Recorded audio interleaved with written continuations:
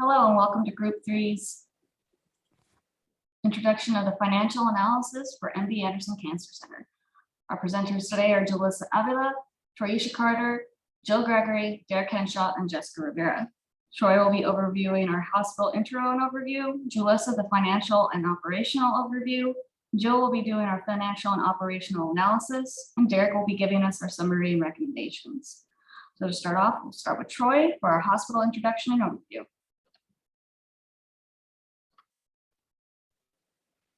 Hello, I'll be going over the hospital introduction and overview.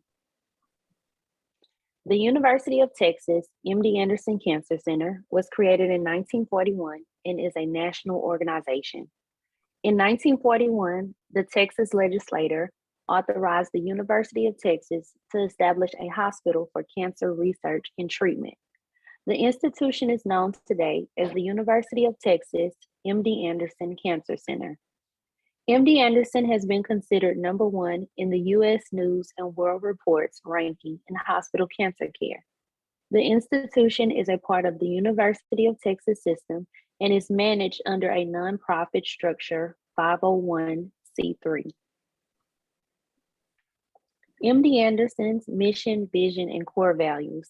The mission of the University of Texas MD Anderson Cancer Center is to eliminate cancer in Texas, the nation, and the world through outstanding programs that integrate patient care, research, and prevention, and through education for undergraduate and graduate students, trainees, professionals, employees, and the public.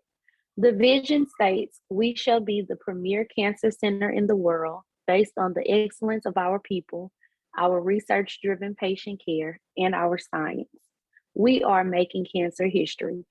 MD Anderson also has 5 core values: caring, integrity, discovery, safety, and stewardship.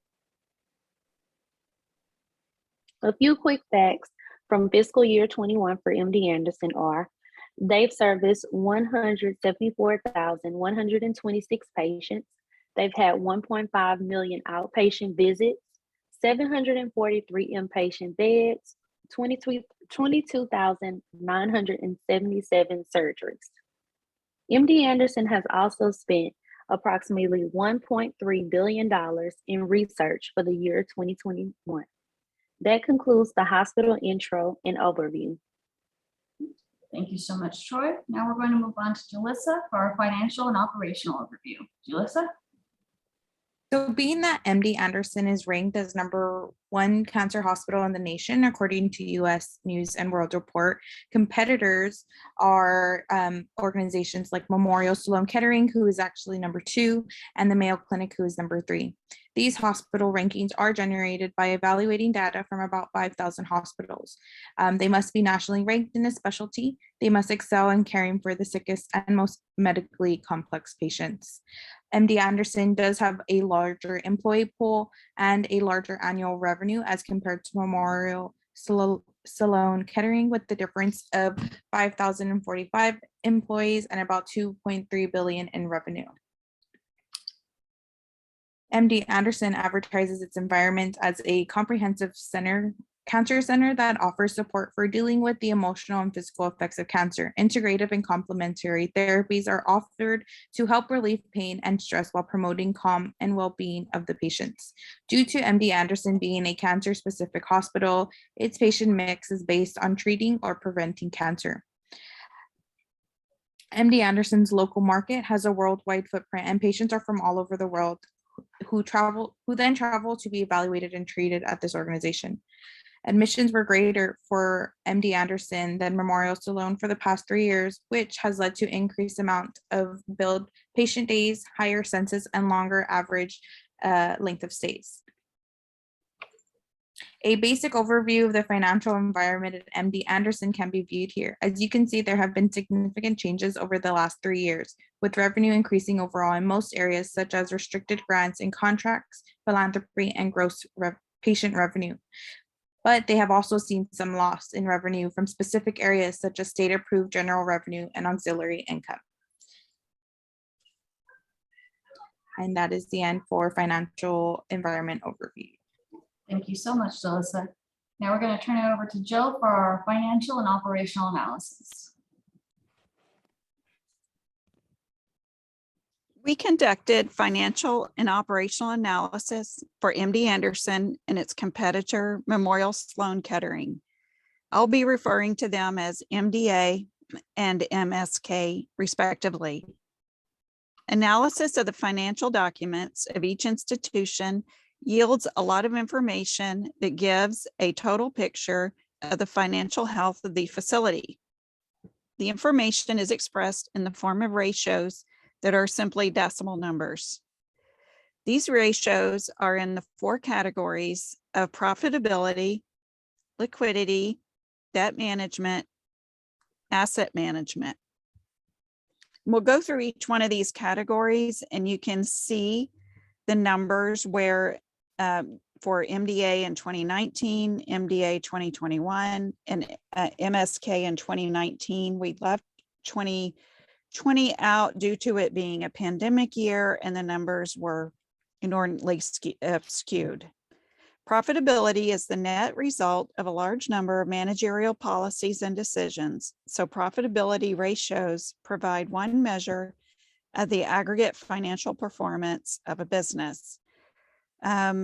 Focused on return on equity, and you can see that in 2021, MDA reported a negative return on equity. Next is liquidity. Liquidity ratios are designed to inform creditors if the business will be able to meet cash obligations. Look at days of cash on hand. MDA did show improvement from 2019 to 2021 from 66 days up to 72, while MSK reported 71 days cash days on hand. Next, debt management. The extent to which an organization uses debt financing. For nonprofit organizations, debt financing allows more services to be provided than if the organization were solely financed with contributions and earnings. Take a look at the cash flow coverage. Cash flow coverage shows the amount by which cash flow covers fixed financial requirements. And that is noted there at the bottom of the slide for each of the years. Finally, asset management is designed to measure how effectively a business assets are being utilized. Take a look at days in accounts receivable for MDA on 2019. It was 35 plus days in accounts receivable, and that did go down to 30.8 days in 2021. So that is a marked improvement. The DuPont analysis is a restatement of the return on equity, so those numbers are the same. MDA is currently losing money as indicated with the negative 1.70% return on equity in 2021. While some financial indicators improved in 2021, most indicators did not improve. A likely cause of MDA's decline in financial strength is the COVID pandemic.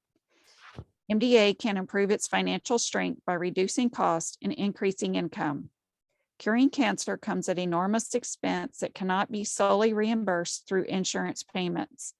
Costs of treating cancer are distributed through operating income, such as cash payments made by patients and insurance payments, including Medicare and Medicaid, and non-operating income in the form of government contributions, investment income, and philanthropy.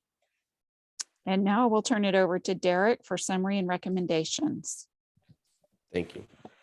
So my name is Derek Henshaw, and I'll be doing the summary and recommendations. Next slide, please. So we do have a SWOT analysis. The strengths are that MD Anderson is a well-organized organization. They have a good reputation in the community and the world.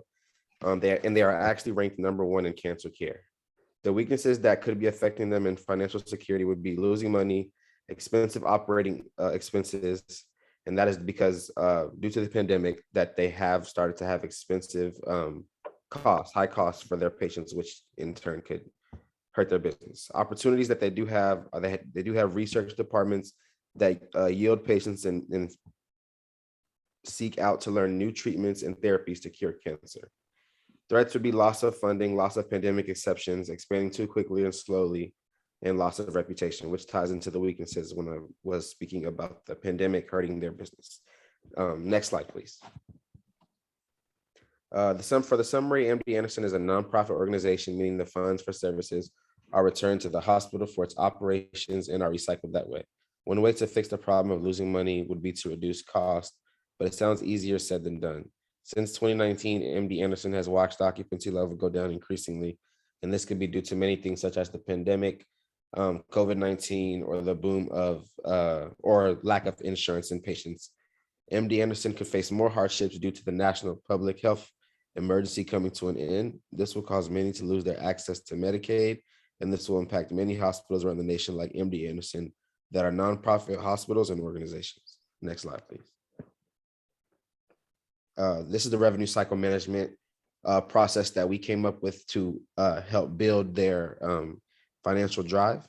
This strategic planning model would apply to the entire organization. For MD Anderson to get back to providing great service and still earning cents on every dollar, there must be a plan in place that attacks the problem at the root and keeps a consistent system to help develop the organization back to generating the way they were pre-pandemic. The issue-based planning model focuses on the SWOT analysis to identify financial threat and prevent it, as well as identifying key issues and goals, reviewing the values of the company, developing action plans, and establishing a budget. All of the also, we have the bundled payments reimbursement model, which also will help drive financial success. Next slide, please.